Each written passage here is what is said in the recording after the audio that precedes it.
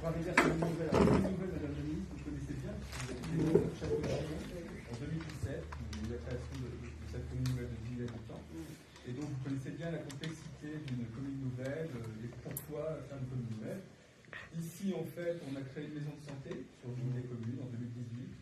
Et puis, de là est apparu le fait que d'être ensemble, on pouvait faire quelque chose de plus important. On avait le scolaire à régler, parce que ici, la santé, le scolaire, le commerce, etc., c'est des sujets qui sont bien sûr partagés par les habitants, mais aussi par les élus. Et donc, nous avons, de la maison de santé, nous avons décidé de faire une commune nouvelle, Contour-Arnais, Argy-Côte-Pierre, pour construire notre regroupement pédagogique concentré, qui est né en 2022, première rentrée scolaire, aujourd'hui 190 habitants. La maison de santé créée en 2018, elle a connu deux extensions, une en 2023 de mémoire et une en 2024, avec un cabinet dentaire et un cabinet pédiatre-podologue. L'école, vous la verrez tout à l'heure, la maison de santé aussi, c'est pour ça qu'on ne passera pas beaucoup de temps ici, parce que je pense que c'est intéressant de voir les bons exemples qui fonctionnent dans la ruralité. On a la chance, et vous vous en rendez compte, c'est qu'il y a du soleil aujourd'hui, mais c'est tous les jours comme ça, par hier. Et donc en fait, on est dans le statut d'une commune nouvelle. C'est exactement dans le statut d'une commune nouvelle. On a la chance aussi ici, c'est d'avoir une grosse entreprise, c'est DSMIS Packaging, qui est une industrie papissière et cartonnerie. On a la chance aussi d'avoir des élus, et ils sont ici présents, les maires honoraires, qui ont beaucoup travaillé pour que cette commune se fasse un jour. Ils ne le savaient pas à l'époque. Et donc, en fait, on a tous les atouts, mais les atouts, il faut les transformer. Alors ici, on a un véritable exemple, parce qu'il est vrai qu'en 6 ans, on a réalisé une maison de santé avec des extensions, un regroupement pédagogique concentré, cette nouvelle mairie que vous voyez avec tous les services, je vous ai expliqué en arrivant à l'accueil de ce qu'il y avait comme service. Et nous avons un projet, grâce à Village d'Avenir, ce dispositif de l'État, qui est un très bon dispositif. On a un projet de création de brasserie, de supérette et de jus. Donc ça devrait commencer normalement avant la fin 2025. On a un autre atout, une chance aussi, c'est le retour d'une sous-préfecture à Montdidier. Ça aide beaucoup. Monsieur le sous-préfet est très présent à Trois-Rivières, très présent dans le soutien des projets de la commune et des élus de Trois-Rivières. Il nous coûte très cher. Pardon, il nous coûte très cher. C'est pas assez. Il le faut bien. On a également monsieur le préfet, bien sûr, qui soutient. Et donc je pense que c'est ici, on a vraiment l'exemple qui peut se transférer ailleurs. Parfois c'est possible, vous connaissez bien le principe. Et donc voilà, c'est un petit résumé de cette commune nouvelle. On a aussi la chance au niveau mobilité d'avoir une gare SNCF. Hélas, au niveau de notre école, les horaires ne sont pas toujours faciles pour permettre aux élèves d'aller faire du sport ou aller se cultiver dans les communes voisines. Mais en fait, on a quand même beaucoup d'atouts ici, et c'est vrai que les élus, les habitants ont eu l'intelligence de faire ensemble ce projet de territoire, de développement du territoire. On est au milieu, on n'a pas terminé. Il y a la brasserie supérette, il y a d'autres projets d'aménagement de sécurité routière. Là, on est aussi dans la transition écologique, c'est-à-dire qu'aujourd'hui, on est dans la modernisation de l'éclairage public. Il y a un tas d'autres sujets qui viennent, travailler avec l'ADEME, etc. Mais je ne vais pas être trop long, parce que sinon, monsieur le sous-préfet va me dire que je suis un peu trop long. Non, vous pouvez mentionner peut-être la start. Alors, je voulais présenter monsieur Marc Polman en arrivant, mais ça a été très vite. J'ai présenté monsieur Guillaume Fongueuse, qui est coordinateur de la maison de santé, mais monsieur Marc Polman, qui est là-bas, qui dirige la société AETEOS, et c'est une start-up qui travaille dans l'intelligence artificielle, qui pourra, si vous souhaitez, vous en dire un petit mot, mais c'est quelque chose d'intéressant dans une petite commune comme Trois-Rivières, d'avoir ce type d'entreprise. On n'a pas que de l'industrie, des commerçants, des agriculteurs et des éleveurs, on a aussi ce type d'activité qui est important, et donc cette année 2025 il a remporté un award, donc c'est un prix européen, et donc il sera remis à Londres, et les adjoints a priori voudraient l'accompagner à Londres. On ne peut pas les laisser aller seuls.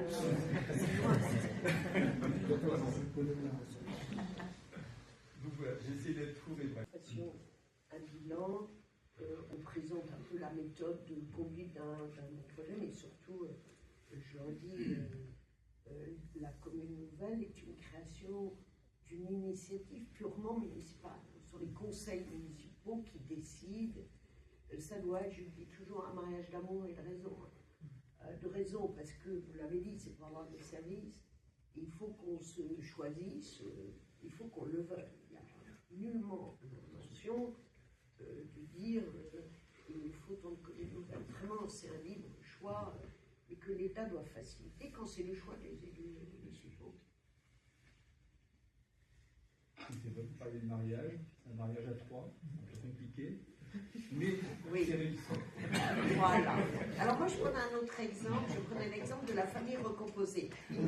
Parce que quand vous réunissez 3 conseils municipaux, tout d'un coup vous avez beaucoup de monde autour de vous, chacun avec sa culture et ses habitudes, certains, ah mais nous on ne faisait pas comme ça, ah c'est bien compliqué, etc.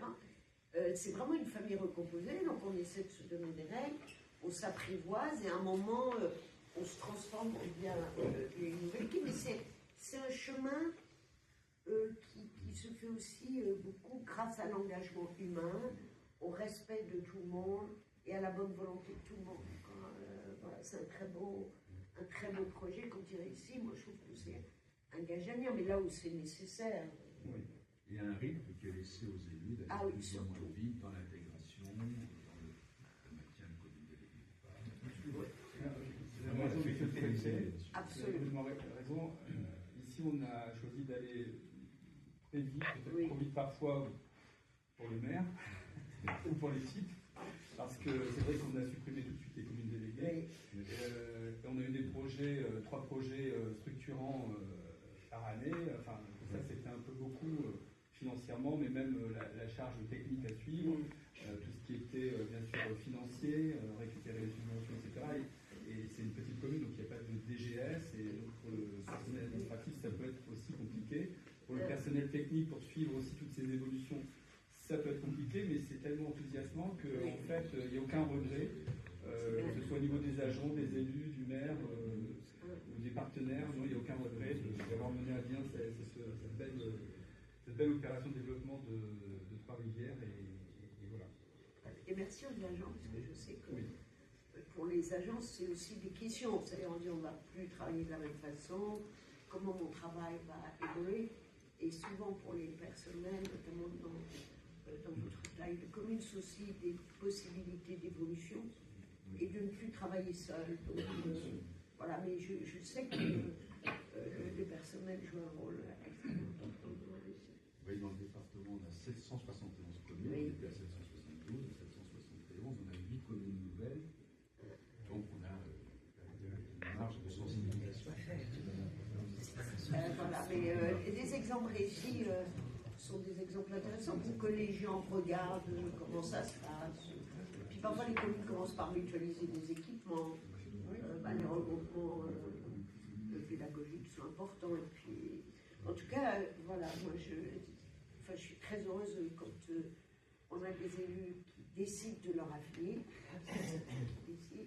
qui s'engagent avec courage et qui réussissent. Remarquable. C'est pour ça que je pense, et les sénateurs qui sont là, ils savent bien qu'on doit aux élus locaux, qui est une fonction difficile, exigeante, et ça n'est pas de plus en plus facile. Je pense qu'on se doit vraiment les accompagner.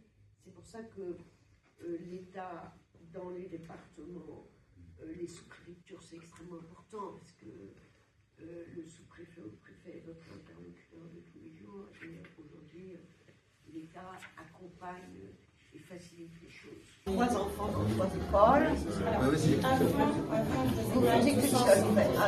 Mais là, c'était un complexe. Et je pense qu'il y a aussi quelque chose d'important, c'est que les parents se sentent aussi en sécurité le matin de déposer leurs enfants le soir de venir les rechercher, tout ça. C'est calme. C'est très calme. On est loin de la circulation. On entend les oiseaux, on entend les parfaites. Donc c'est un très bon cadre. Maintenant, au conseil d'école, on me réclame un gymnase et un bus. Ah, vous voyez.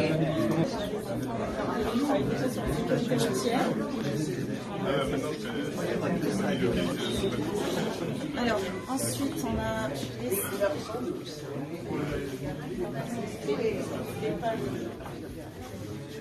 donc là, c'est une salle de motricité qui sert aussi également pour s'entraîner. Et parfois, une salle de chant. Ce sont des moyennes sections. Moyennes sections. Voilà. Et il y a tout petit.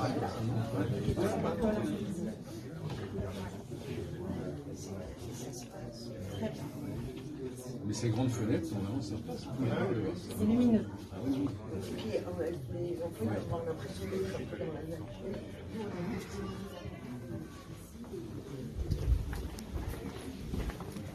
place des tout petits. Alors, je vous ouvrirai la place.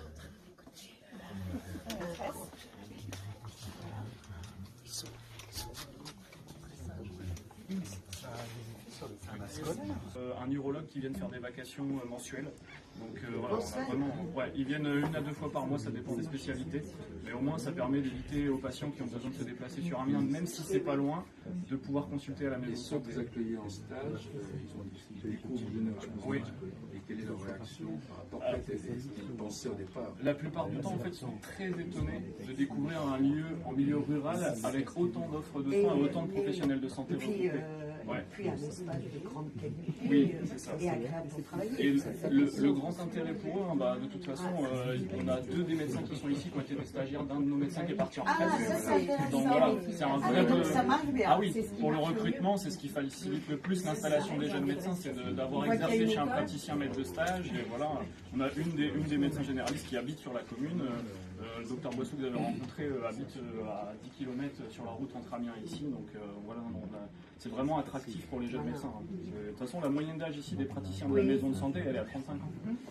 Donc, vous avez l'avenir devant vous. Oui, on a 10 ans devant nous. Guillaume, comme il est très jeune, il a encore plusieurs extensions. Non, 2 extensions. Du terrain à contrôler le médecin. Ouais, il y a encore de la place. Après, on a toujours imaginé. La pharmacie est en centre-bourg. Tout à fait. Alors, le pharmacien est externe à la maison de santé, mais il a signé le projet de santé de la maison de santé. Il travaille en collaboration avec les professionnels. Il participe aux réunions de concertation qu'on fait tous les mois. Enfin, il y a une vraie dynamique pluriprofessionnelle. On a 40 maisons de santé dans le département, ce qui prouve qu'on a quand même un Et puis là, on a une maison très engagée dans tous les projets. C'est une maison sans tabac, vaccinée. Voilà, donc il y a en fait, il y a des fois des maisons de santé où c'est plus l'opportunité architecturale d'être à côté. En plus, quand c'est la collectivité qui finance l'immobilier, là, c'est un vrai projet partagé des professionnels. Et la pharmacie en complément, la pharmacie s'est développée puisqu'elle a doublé sa superficie en faisant du paramédical puisque la maison de santé se crée ici. Il y a eu un vrai Pour le pharmacien, intérêt, c'était un plus. Le à côté, et du coup, on a comptabilisé à peu près 400 visites journalières réalisées par l'ensemble des professionnels. Donc, on a vu sur la campagne. C'est un ancien cabinet qui est en réhabilitation. On avait notre sage-femme, ça va être retransformé en autre espace. Monsieur le maire, tout va bien. Tout va bien, et derrière, vous avez le cabinet dentaire. On va aller voir le cabinet dentaire juste après. Il y a les formations dentaires dans les départements de proximité, c'est nécessaire. On a plutôt un CHU à Amiens qui est très quand même ouvert sur les territoires. Il n'est pas du tout fermé sur les.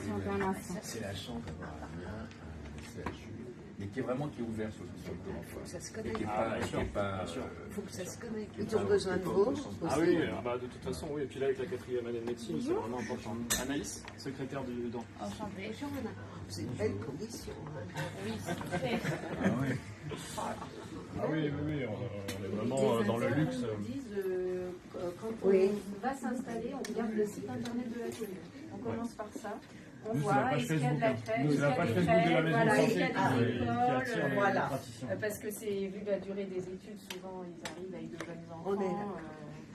Et ça, c'est très important. Nous, ce qu'on dit aux élus, c'est qu'un peu chacun son métier. C'est pas l'élu qui va aller recruter un médecin, mais il faut créer les conditions et avoir les transports. Pour choisir. Ce qui a été déterminant, c'est cette maison de santé qui s'est créée, c'est ce qui a déterminé le fait de faire une commune nouvelle. C'est parti d'ici. Je le rappelle à nouveau, je l'ai dit tout à l'heure. Mais c'est la nouvelle, c'est un projet. C'est un projet, on a un projet, on a une raison. Parce que là, la maison de santé, c'était quand même 1 300 000 € à financer. 1 300 000 € à financer pour une commune de 450 habitants. À 3, on est quand même beaucoup plus fort, notamment pour aller sur le scolaire et faire des extensions de la maison de santé. On va plus loin. Et quand on voit ce cadre bucolique, on n'a même plus besoin d'anesthésie, je pense. Alors là. Bonjour Monsieur Soin. Bonjour Monsieur Prin. Dites-moi, une visite pas comme les autres ce matin, une ministre qui vient à Trois-Rivières, c'est pas tous les jours, hein. Alors une ministre qui vient à Trois-Rivières, ce n'est pas tous les jours. Françoise Gattet est une ministre qui est impliquée sur le territoire rural. Elle est elle-même ancienne maire d'une commune nouvelle, Château-Giron, en Ille-et-Vilaine, et donc elle connaît bien son sujet. Elle a bien compris les atouts que nous avions ici, la complexité de créer une commune nouvelle, et puis bien sûr de de travailler sur le scolaire, la santé, les services aux habitants. Et donc ça a été vraiment une visite très agréable. Ce que vous lui avez montré, ce sont donc ces projets structurants de la commune nouvelle, des projets structurants qui sont de réelles réussites.